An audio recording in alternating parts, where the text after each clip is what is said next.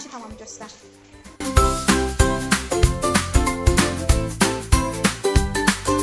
Beş tamamı göster bana.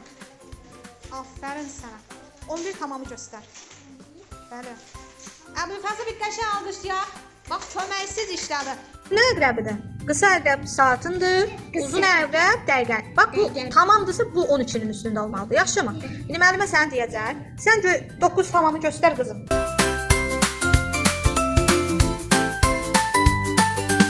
Mənə 5 tamamı göstər. 5 tamamı göstər qızım.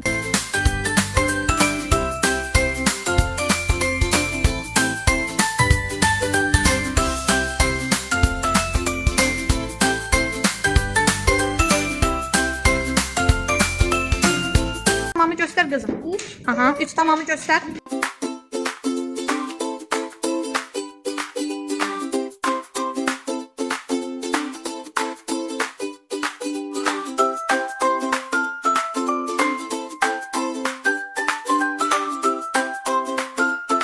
Tamamı göster bana.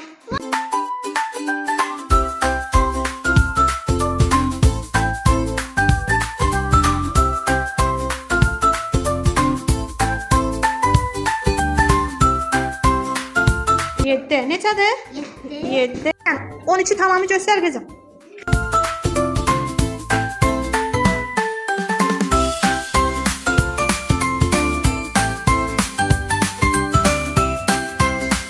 Tamam. 6. Neçədir? 6. 6. Bax 3 tamamı göster haydi.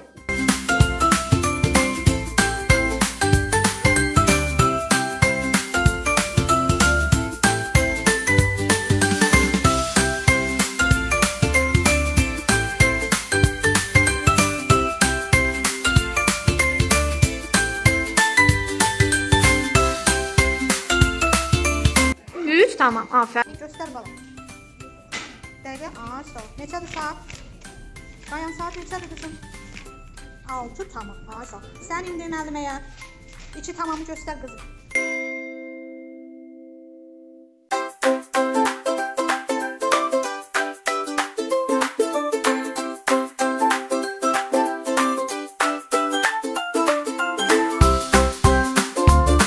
Düşdün. Sən indi onda müəlliməyə 11 tamamı göster.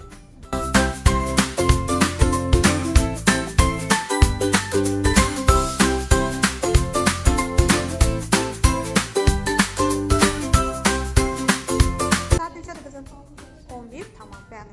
7 tamamı göster. Yəni göstərəlim.